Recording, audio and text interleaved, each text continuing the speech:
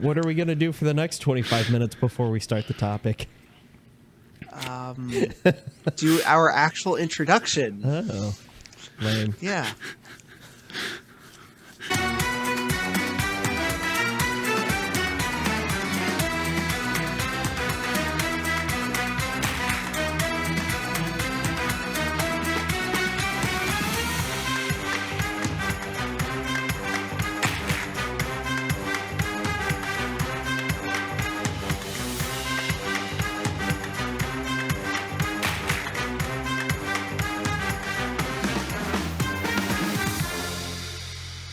Hello, everyone, and welcome to the Half in the Bag Disc Golf Podcast. My name is RJ. I'm coming to you from Northeast Indiana, and today I am drinking from this lovely Maker's Mark cup. But I'm drinking water because I had a Benadryl right before this, so I'm trying to stay awake for the whole thing. Joke's on everyone. That's just straight Benadryl. We're going to play a game. How long does RJ stay awake? And will he be alive in the morning? I'm going to say. Well, I've seen how much he can process. I'm going to bet he will be alive. So the reason that I skipped the last episode was because I was at a... before I get into that, let's introduce the other people here. Coming to you from Chicago, we've got a man who is not drinking straight Benadryl currently. It's Ian. Ian, how you doing, and what are you actually drinking?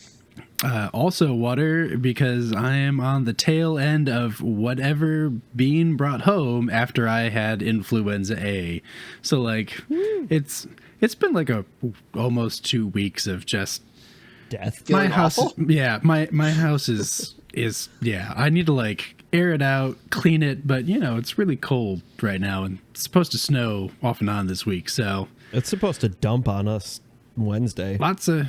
Yeah. See, for me, it's saying like 1 to 3 inches, but I checked that yesterday. Maybe it changed. I don't know. It's the weather. Oh, But yeah. It's the Midwest weather. So, our last host is a guy who's always expecting 1 to 3 inches. It's Joe. On a good day.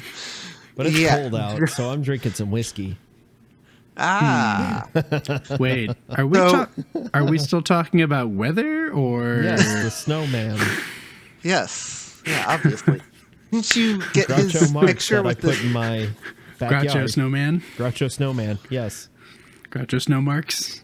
I enjoyed that Groucho Snowmarks. I don't want to be a part of a backyard that would have me as a member. Got to paraphrase that one. Yeah. Oh, man. That's like one of the best lines from a Marx Brothers movie. Is like, I would not want to be part of a club who would have me as a member. Oh, man. And that's what I say when I don't get invited to things. So, okay. So funny There story. are like 2 people who got that joke, and RJ go. I'm sorry. So the reason I missed last episode was because I was still trying to decide if I was going to be alive. Because the night before that we were recording, I went to a bourbon club. Ooh. And we had a Yes. bourbon tournament where Okay. we were doing... Okay. We were doing 8 bourbons, and we were comparing them against each other, A versus B versus, you get the idea. You know how a bracket works. Yeah. If you don't know how a bracket works, figure it out. You haven't watched any of the coverage from the Fort Wayne Disc Golf Meet Your Match Madness starting in March Or with Magic literally- McCudden. Any tournament ever. So we decided that for every single drink in every round, we were going to have a full drink, like a full shot. Whoa. Whoa. Nice. Yeah. I like Nice. it, but whoa. All 4 of us ended up. Having I believe the general revelations? consensus. What was that? Having life revelations? Yes, like Do we you were way remember- too did old to be everyone doing. Figure out what got first. Who's on first? Yes. Very different. It was a squiggle. Well, so our significant others were actually in charge of doing all the pours, so it was all blind and everything. Ooh. Who's Ah, got the heaviest-handed wife? Well, they were using a proper Lame. lame. Lame. You know a proper bed pour. It's whiskey or Captain and a shot of Coke in your pint. Well, so they decided apparently for the finals that we had enough and we did not need full shots anymore. And the general consensus was that came at least around too late. Yeah. Ooh. Yep. All four of us ended up feeling like we had been run over by a truck, and then the truck had, hit it in reverse and made sure that we were really dead. Yeah. That'll do it. Yes. Truck parked on you for a few hours. Yeah. Yeah. We there was a good portion of the day where I'm just like, yeah, I'm just gonna keep drinking water because I don't want to throw up actual food. Yeah. So that was not a good time. But If, the tournament itself was a good time. I don't off the top of my head I don't remember what won. But what came in second? Yes, what came in second was a bottle of Jim Beam. Okay. Interesting. I'm guessing Which- select single barrel type deal. Oh, just regular old Jim Beam, which really made our wives happy because we, three wives and one girlfriend, which really made them happy because apparently that means that we can stop buying the expensive stuff. Well, no, it's just because you were too drunk. You're too so drunk you're to just know like, the difference. There we go. It had It the did come strongest from taste, which the- I will say, yes, the cheap stuff has the strongest taste. And when you're hammered, it's Yeah. It came from the Even the Bible talks second about it. half of the bracket. So Ian lost it. I missed what you said. Said even the Bible talks about it. The wedding at Cana. Yep. Jesus brings Yeah, out you're the not good wrong. stuff later, and they're like, dude. I might be Yeah. paraphrasing, but that's the consensus. No, Ask yeah, any that's just biblical scholar. yeah. Just, references that I wasn't making. We've gone from Groucho Marx to Jesus Christ. I was, Tell me, Are did you you sure? try to buy No. a cinnamon bun? He did not Franchise. say that. He it was the guests that said it. yes. No, yeah, but- that's what I was saying. I don't know if that came across clear, but Well, no, I'm just calling out Ian for his Okay, whatever you Jesus wanna was call it. in the reference. There was a reference to Groucho Marx and Jesus Christ. 5 in the minutes same later, conversation. Jesus was there. This is History of the World Part 1.5. yeah. I was going to say we've gone into the fire sign theater. Yes. Joe, if you remember the Those were Marx and Marx fantastic. album, The which one? the Marx and Marx album. I don't remember that one. Wait, the Maker's Marks? No, My dad had Karl like Marx 2 and of Groucho them. Marx. Oh, and they're so funny, Fireside Hey. Theater. It's basically We're all what we're bozos on doing this right bus. now, but more But they're all refined. Actually good? high. No, they're just really stoned. Oh, okay. It was, So- it was 60s. It was like great. comedy LPs. Yeah, they pay are attention they a are little a bit. trip. However, my favorite character is Nick Danger, Yeah. Third Eye. Yes. Oh, Oh man, so many references nobody gets except 2 out of the 3 hosts. At best. Oh no. My coworker is planning on listening to this episode because I was talking to her about the topic, the main topic. What's so that again? let's go ahead and get on that. Ian, do you want to, since you brought it up, do you want to go ahead and explain kind of what we want to talk about What this do we week? want to talk about? Because So, I already had a dragon's milk before this whiskey. All right, Joe's going to be the official judge. Joe's he's fully he's in in the a bag. good place. Forget the so- staff crap. Okay, real quick, circling back. Yes. So then after we all did our tastings, there were a couple of other stray bottles that we just had around. One of them, That's the bad choice. That's a poor life choice. one of them was a beer barrel bourbon. Ooh. Okay. Mm-hmm. Yeah, it's made by New Holland. That's what made me think of it. Okay. But, and That that one's also All one right. of mine. But that should be good. Nice. it was when I was like many shots deep. So Who knows? Jim Beam Yes. won.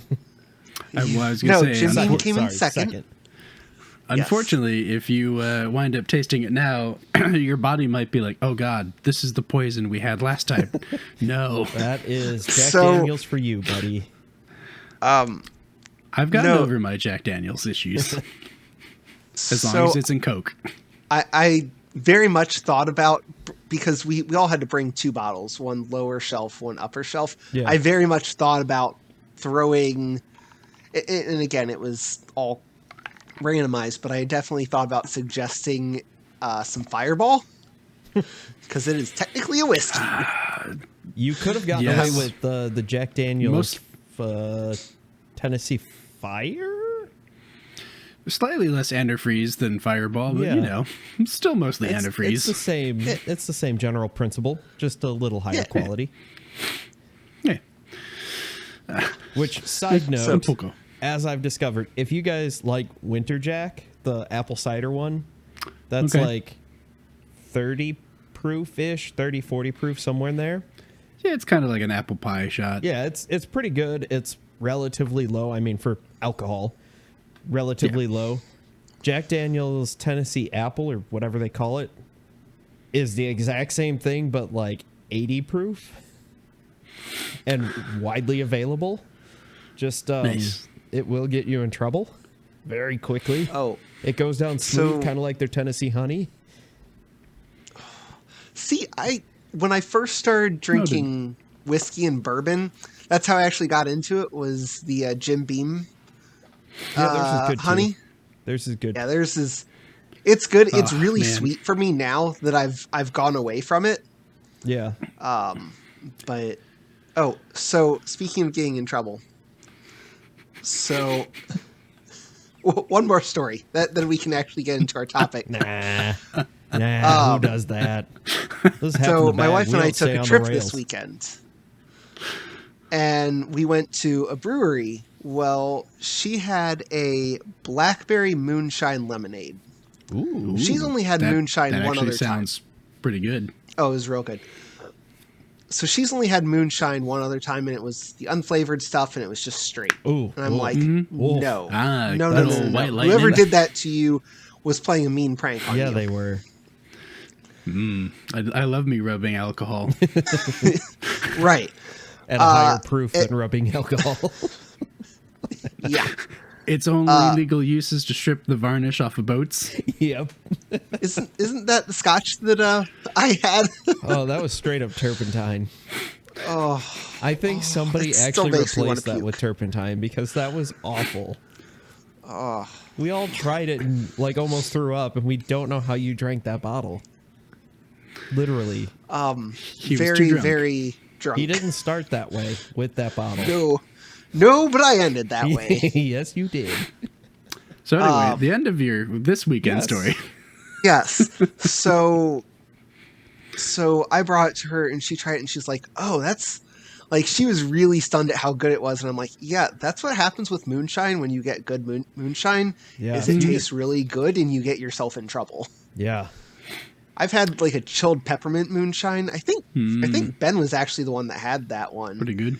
And I was Sounds just like, good. this... He it procured tastes- some very tasty moonshine. It tasted like the inside of a peppermint patty when it was chilled. Mm-hmm. And it was just...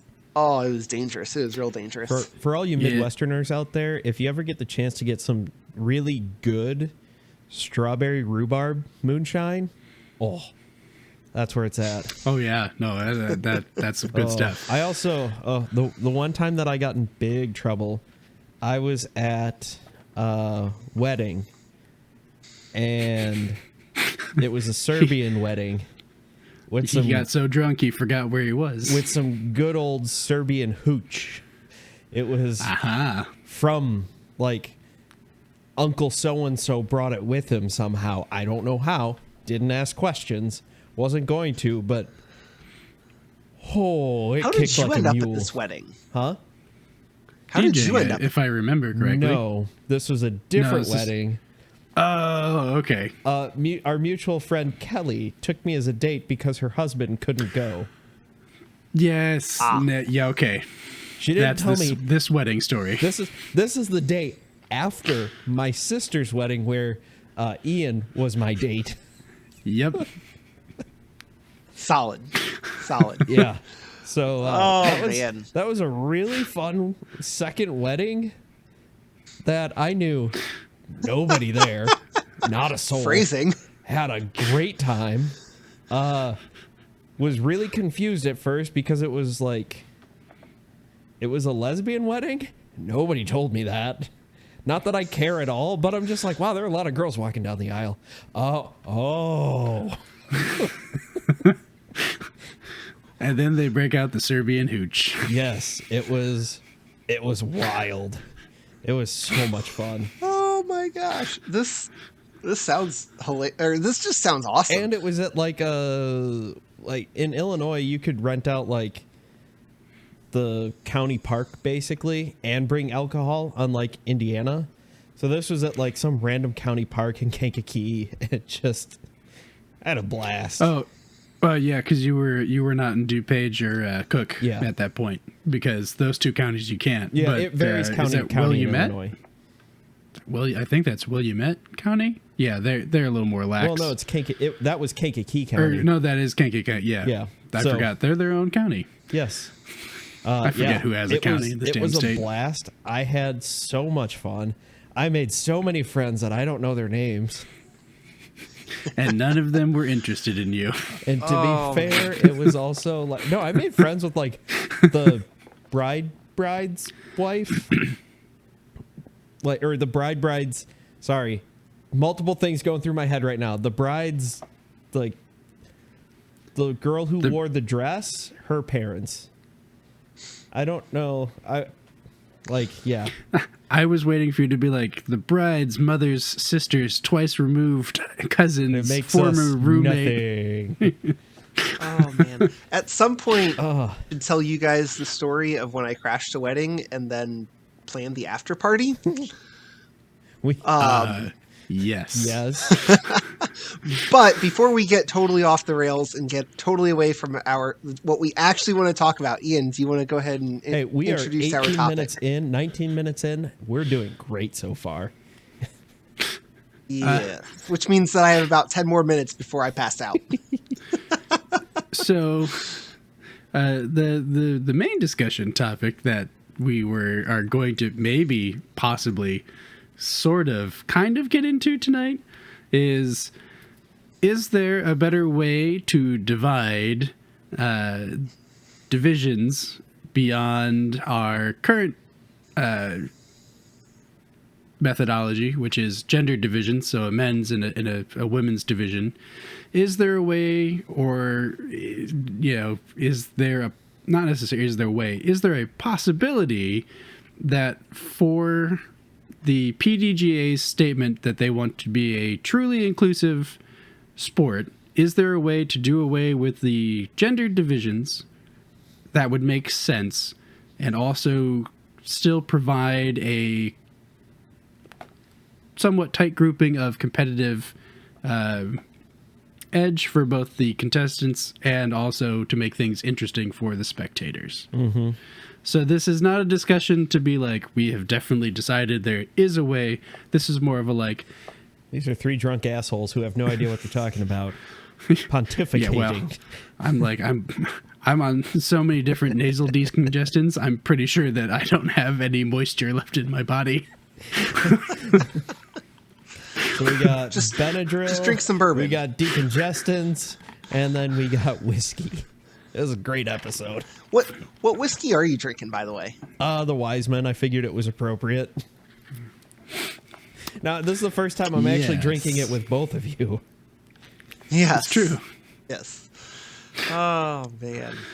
So, Ian, since I made you introduce the topic, what are your thoughts on it? We'll start with you.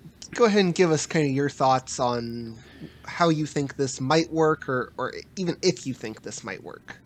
So, out of a variety of different sports, so not every sport does it make sense. So let's just go, as an example, to a sport where you're like, it would not make any sense to try to combine male and female athletes because there would be some kind of like physical safety concern. So like basketball. If we're looking at men professional, athletes and the female professional athletes from the NBA and the WNBA, the NBA players are statistically so much taller and weigh more than the female competitors that trying to mix the two the two genders, it would provide actual safety concerns. So that doesn't necessarily make sense. If you go to a sport like racing or horse racing, those are sports where the two are combined because in terms of physical differences between the athletes, it's not something that would actually impede the sport. So we get to something like disc golf, where there wouldn't necessarily be a physical safety concern, but we could then look at creating a sequences of divisions that again, there would have to be some kind of way to measure skill. So like a distance component, an accuracy component, and something else that would then effectively make like 3 divisions, something. And so I'm going to say the word weight class without it being a true measurement of physical size, but like a division, where you've got like tier A, tier B, tier C, where the athletes competing, it doesn't matter what gender it is, but you're looking at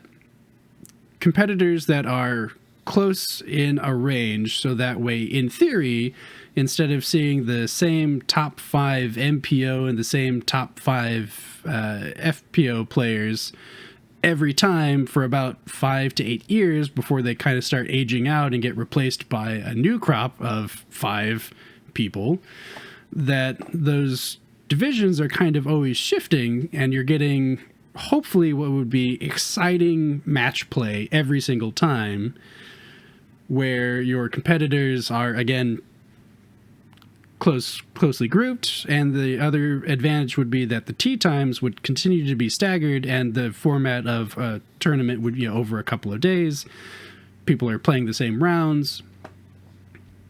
The hope would be that the competition would be fierce all the time, no matter what tier division you're in. You would also potentially be able to break up like, the women and the men are getting more money or less money as prize money, because again, it's going to be broken up by those tiers, and the top placers in the tiers are going to get the top payouts.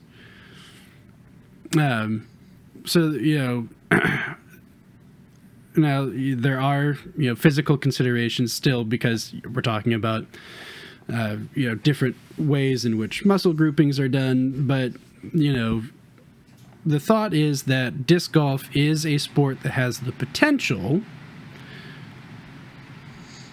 to intermix the two genders, or whomever identifies as whatever. Everyone can be intermixed. Mm-hmm. We can be an inclusive sport, and it can still be a really good competition for the players and something exciting to watch for the spectators. And that would be the hope.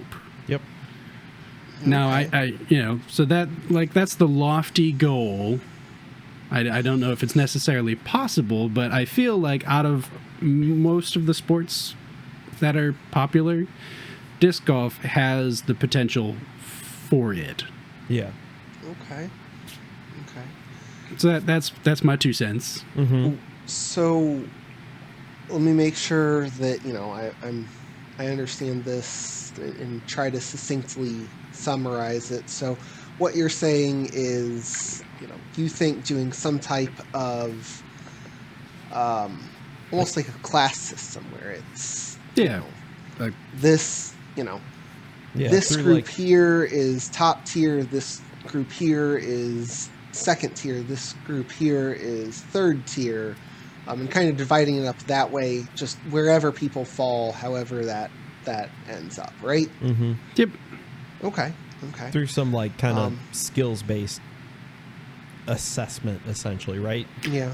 So Yeah, maybe like you get points for how far you can throw, but then how accurate. So just because you can't throw 500 feet, but you can drop it on a dime at 400, you could be in that same class. I'm just pulling numbers out of my butt right now, but like right. So and that was the last point. Was the assessment would be kind of like spring training or like the combine, where like it could be a televised event where people are going out and they're getting their assessments done, but like people who are really into the professional sport can see like, oh man, so this year, like, this is how they placed in the tier. Like everyone competed, everyone got their placement, and off to the races for the rest of the season. I would go further and say that you could probably, depending on how they play in tournaments, maybe even give them some type of rating that kind of keeps track of how they're doing recently, how they're doing so like maybe over like 2 years something like that.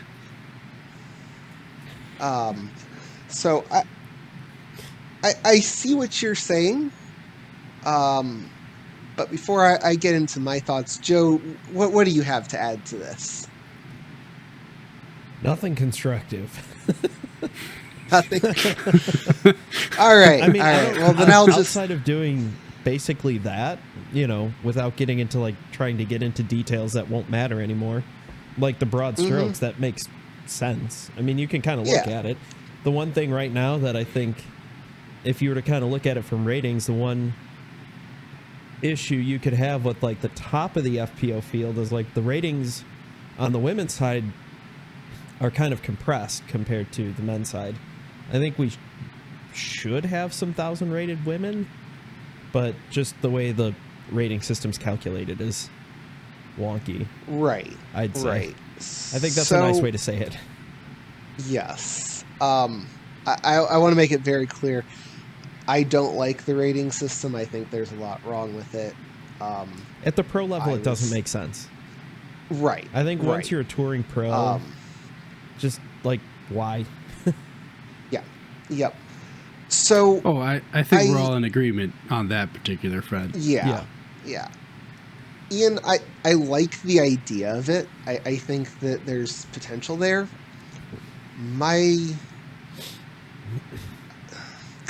My concern, my thought is, to a certain extent, we already have this. Because technically anyone can play MPO, MA1, MA2, MA3, 4. Yeah. So there's no restriction on that, and I think to a certain extent we already have this with the MPO being the top of the top players, the MA1 being the top amateurs, kind of the players, the top amateurs, etc., all the way down. How you divide up pros, I think, gets really tricky. I certainly don't have a way to do that, or really even a suggestion. So maybe this is just me coming to poke holes in stuff without really coming with any, solutions or anything. But that's kind of my initial thoughts on that, is that, how do you take these players that outside of the true touring pros, the Paul Macbeths, the Ricky Wysocki's, even the ones, further down the line, the ones that are consistently, 30, 40, 50, 60. Your Mason Fords and Brody Smiths. Right. You're really not the best local pro never really has any type of measuring stick against that style. And maybe that's not necessary. Maybe that's, kind of an off in the weeds point. But in my mind, it's how do you... And again, I get what you're saying about almost having like a combine beforehand. But then you get into, well, is everyone in Tier A automatically guaranteed more than everyone in Tier B?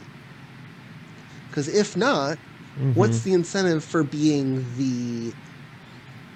in the top tier? Say there's 50 players in Tier A and 50 players in Tier B. What's the incentive of being in, number 43 in Tier B or Tier A when you could, you could be number maybe one. That in throw Tier B. gets a little bit, maybe that throw gets away from you a little bit during spring training, and suddenly you're in Tier B as a top 5 player. Which is kind of what happens already in tournaments. MA2 is brutal. It is so hard to win compared to MA1 or MA3. So, I mean, I'm going to throw the baseless argument back, in with, just not being like a professional, or even an amateur. I'm having fun smoking weed with my buds. God. Filthy disc casual. golf player. Yep, right. There we go. That's the word I was looking for. Filthy casual. But I mean, as I have through you guys, and then with the podcast, been like dipping my toes into like the professional side, like, and looking at the tournament structures and how ratings and everything is all functioning. I'm looking at a system that seems like it was kind of half baked, and then they just were like, we're doing it. It's half baked, and they spent a lot of money on it. That's why it's still around. But so if we wanted to be able to even throw back to much earlier conversations from other podcasts, growing the sport, making it more interesting. Honestly, it's important for us to look at these systems, and even if we don't have a good way of doing it yet, just recognizing the fact that this is broke AF. I don't think you'll find too many arguments against the current rating system in general. You mean or for it? Yeah, sorry. There are a lot of arguments against it. I've got two thoughts going through my head of the Disc Golf Pro Tour, since they're technically their own separate entity, they could do whatever the hell they want. They did sign some kind of multi-year contract because they took over the Elite Series and blah, blah, blah. That's getting into the weeds, but generally speaking, they don't have to do anything the PDGA does. They just chose to generally make their lives easier by going, those rules are fine. So, I think the problem with doing some type of class system is, unless you are really diligent about how you do it, you're going to end up with people trying to take advantage of things one way or another. And then B, the other problem, and I don't really know that there's any way to solve this. Well, no, that's not true. I think there is a way to solve it. Steroids. Is that healthy ways to solve this? Oh, okay. Is that, again, take it for what it's worth, but if you look at the ratings of the top FPO players, realistically, they are, kind of right around where cut lines are, generally speaking, they're below the cut line. Right. Below that. MPO.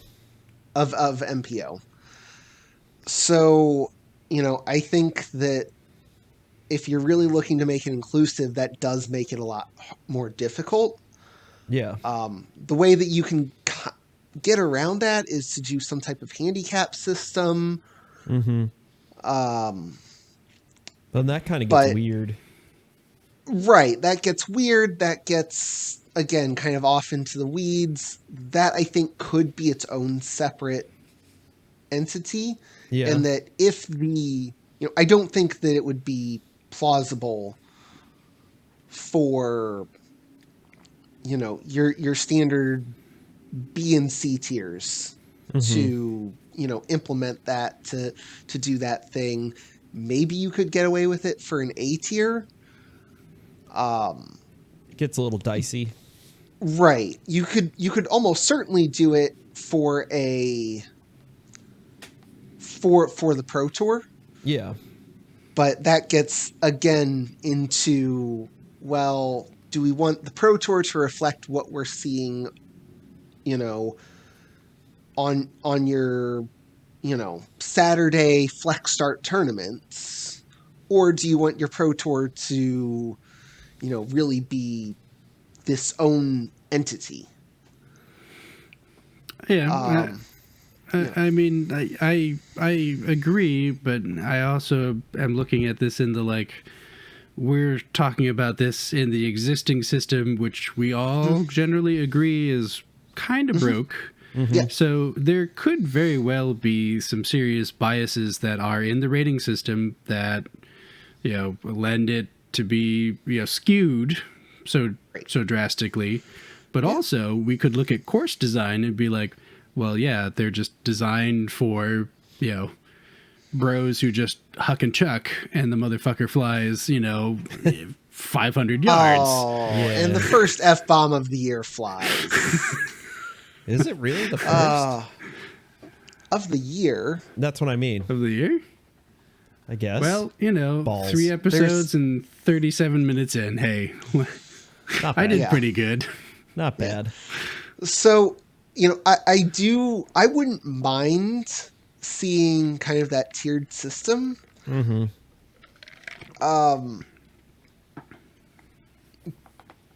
But I think what I would almost like more, and Joe, I think you've kind of toyed with this idea on your podcast, in that I would love to see maybe 2 or 3 separate tours, and that you have your top tier. Mm-hmm. And it is, it's going to be your majors. It's going to be, and if you can qualify for that, you're probably going to make more, even at the bottom end of that, than at the top end of, just for the sake of it, we're going to call it the Silver Series because that's what it's called right now. Silver events. Get it right. Jeff Spring will come and fight you. Well, I'm calling it the Silver Series because it's our, made up I also BS think that system. That sounds better, Silver Series, than Silver events. Yes. The alliteration Silver events is sounds what gets like me. Well, I was going to say, it sounds like an event company. Like you're going to have waiters setting up tables and serving me hors d'oeuvres. Yes, we're Silver events. Would you like a bigot blanket? Oh my. But basically, having that second tier where people can work their way up. And this is where I think that the idea of truly mixing men versus women kind of falls apart, is that it's when you look at how courses are designed, if you want to truly get a good mix of who the best players are without just having every single course be, okay, how far can you throw down this tightly wooded corridor? Mm-hmm. I think that you do have to have some open, which is always going to lend itself to big bombers such as Eagle McMahon or Garrett Gurthey. And David Wiggins Jr., who still holds the distance record. there's just, when you look at the numbers for men versus women, there's just no way that the women would be able to compete on those style of horses. I shouldn't say there's no way. From what we have seen, it does not appear as though there is much of a chance. Yes. I'll be curious how things turn out, because there are a handful of times where on the Pro Tour they will play the same layout. However, they'll just adjust par, which isn't... That's not a good solution. That's where Paige Pierce dominates. Yeah, she can huck it a mile. Mm-hmm. I'm not saying she's not good in other aspects. I think one thing that happened this year, though, is Kristen Tatar showing her the cracks in the armor of Paige Pierce. But that's a whole separate... And that's where Evelina, Evelina did really well at what was it, Texas States, where she was... No, it wasn't Jonesboro. That was Kristen's all the way. Maybe it was Texas State. It was somewhere around... No, Deglow, maybe? No, it was at the Beast. Oh, yeah. Waco. Yeah. No. That was Valerie's. Yeah. I think it was Texas State's. No, that's the Thorn. Yeah. I forget. Well, anyway she was dominant for like the first 2 rounds because she was just, grooving discs. She parked everything. Exactly. And then she didn't and had to putt.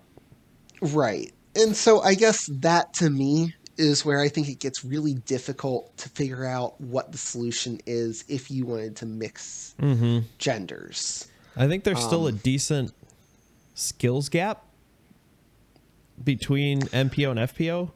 I don't know that skills gap is the right word for it. In putting.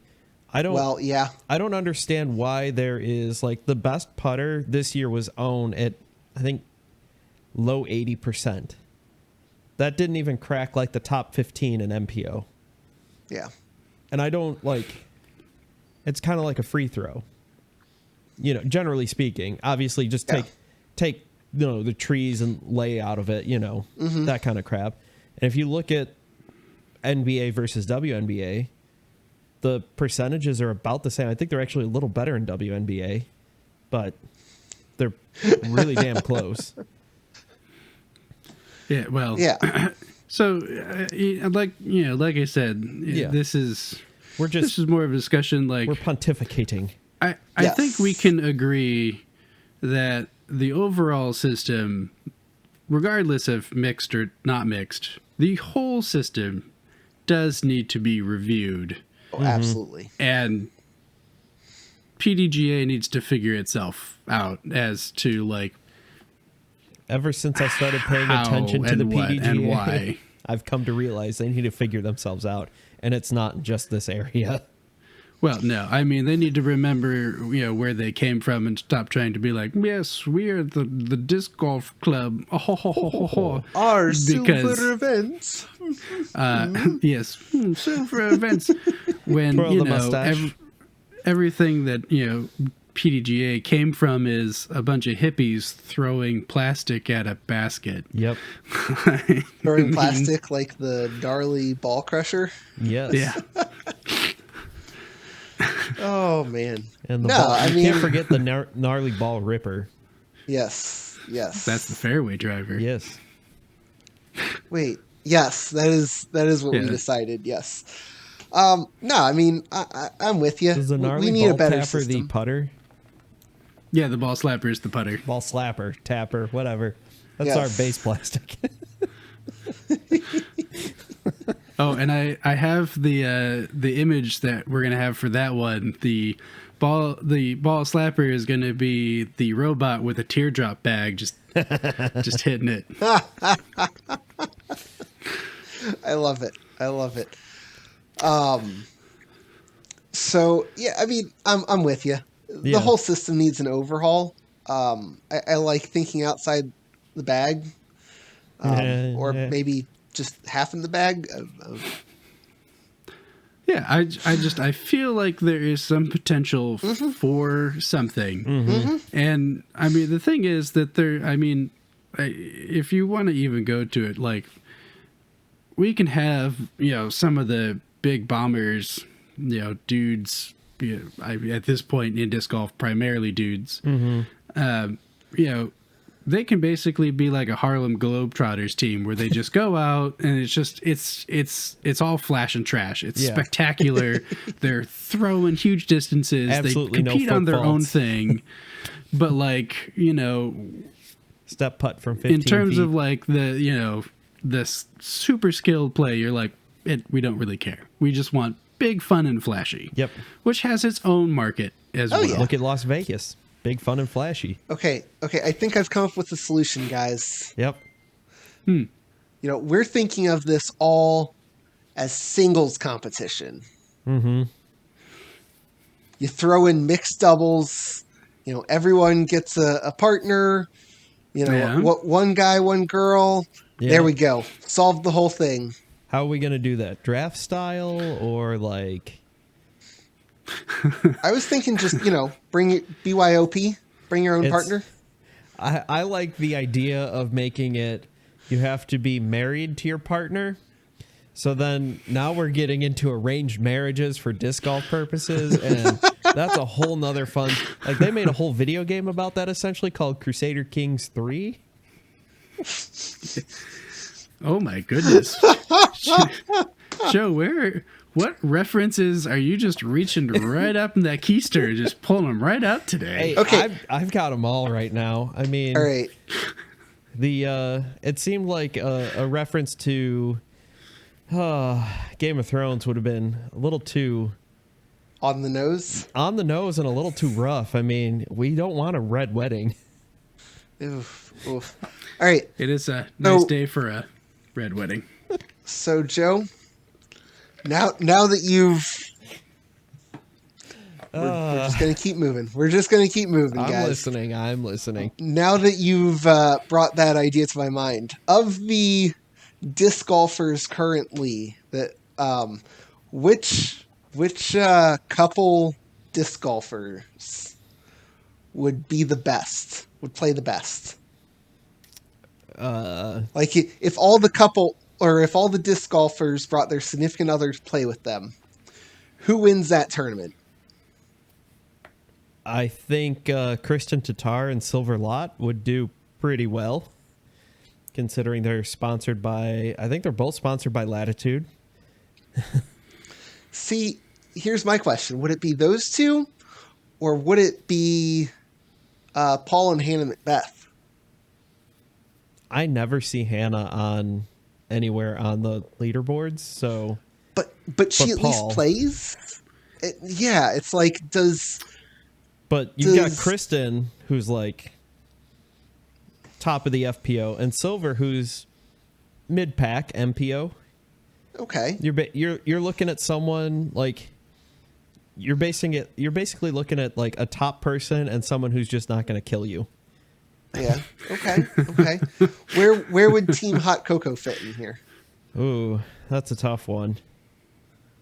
It depends. Ian looks very confused, so that's Colton team. Montgomery. No, not Colton Montgomery. Yeah, Colton Montgomery and Kona Panis. Yep. Oh. Yes. And then Okay. you've also got soon, Team Hot Cocoa. I like it. All right. in a week or so, it'll be Valerie Mondahano and Mason Ford. I believe. Yeah. Yeah. Monteforto. Yeah. Well, That's their here's team the name? thing. It's just gonna be Mason Ford. Ford signed with Mint Discs. If they don't put his name on the Mustang, they are missing out. Or Ford already sent him a preemptive cease and desist. Nay, good sirs. I see what you did there. Oh Yeah. no. Horse Good joke. job, Oh Bojack. no. Hey. Yes, Hey. Bojangles. Oh man. That's Dragon's Milk is yeah, awesome. I think we're slowly getting further and further away from the rails. So to succinctly summarize what we actually wanted to talk about, we wouldn't mind seeing some way of this happening. And we think that there needs to be a general overhaul, but funny enough, 3 drunk idiots. One drunk idiot and 2 other High. Severely dehydrated yes, individuals. yes, High on over-the-counter meds. Funny enough, do not have the solution to this. No. No. Well, I mean, Who would have guessed? Yeah. it would be interesting. I don't know. Maybe the host of successful Joe's Disc Golf Network and podcast. I don't know. Maybe we could get an FPO player who could come on the show and talk about this shit. What level FPO we talking here? I don't know. Any will do. It's called inclusivity. Yes, I see what you did there. Oh man. I'll see if there are any local FPO players. Although I don't know have of gotten any an angry local FPO talking to by some local people who are like, "Hey, how come you haven't had me on your podcast?" I Joking. would be interested. I don't remember, and if Lauren, my coworker, is actually listening to this episode, this is her shout out. What up? Because I think it was, she said there was an interview with one of the WNBA players and Kevin Hart. I don't you had remember me exactly. at Kevin Hart. And anyway, he interviews athletes in a cold bath, and they each are in their own separate cold bath, and that's where the interview takes place. It's kind of like a Hot Wings, Hot Ones kind of thing. Between two is ferns. Kevin Hart's is his cold tub just like a cold basin? It's a foot tub. Anyway, before Sorry, Kevin Hart, we love you. He doesn't You're not listen. listening It's to fine. this. but the WNBA star was like, yeah, no, there would be no way for us to compete on the same level. And it's one of those things where it'd be interesting to get an actual professional female disc golfer's opinion on there's no way to compete, but yes, I agree that the system needs an overhaul for the overall rating systems or whatever. Because I am an overweight, middle-aged white dude, who doesn't play at a professional level. This is more just I'm looking at the whole situation that's going on and are we doing it the best way we can, or is there another way? Yeah. That's all. I think the way they're doing it is the easiest way, which isn't always the best, but sometimes is, if that makes sense. I don't even know if it's the easiest way anymore. I think they just stumbled around in a dark room and then found some braille and were it means this. And someone said, yes, we'll count to 3. Eureka. 1, 2, 5. And then they wrote it down and said, here we go. Yeah. I think that's the definition of it being the easiest way, because it's just inertia at this point, and that this is how we've done it. So this is how we're going to keep doing it, because that would require thought to do it any other way. The fastest way to kill a business. This is how we've always done it. Yep. Within reason, obviously. Why does it feel like disc golf is very much this is how we've always done it business? Because it's been so small and niche that there really hasn't been a reason to change up until basically since COVID. Yeah, that's fair. That's fair. I will say one quick thing. Mm-hmm. We talked about, how I would really, if somehow we figured out a way to do this, I would still like to see a lot of women on featured cards, for the reason of that style of game is much more relatable to me. Mm-hmm. So I enjoy watching kind of that, not that birdie or die kind of disc golf that we see a lot with more of traditional golf. Yeah. Where you have to where it's plan out your shot. Exactly. Yeah, more strategic, and I can watch pre-injured eagle and just that's cool. I didn't see that line, but then again, I can't throw over a 50-foot tree. Yeah. When I watch Paige or Kristen or Katrina, I'll be like, yep, that's about the line. I would have done a little different because my forehand's stronger, but yeah, that's yep. Yeah. And I think last year, even on Pro Tour, when the men had to grind out like that, it messed with them. It really messed with them. They were not happy about having to do that. Well, they like the variety too. That's why I think woods golf is the great equalizer. Yeah. So, but I remember there being a lot of complaints at what was it? The first. Was it DDO or was it? Yeah, it was DDO. DDO, there were a lot of complaints because there's a lot of OB, and it's pretty open in Kansas, and it was April, so that means it was gale force wind on the calm days. So that's just poor planning by the PDGA and DGPT. It's like, why are we going to Kansas in April? Wait. Are you suggesting that they planned? Yes.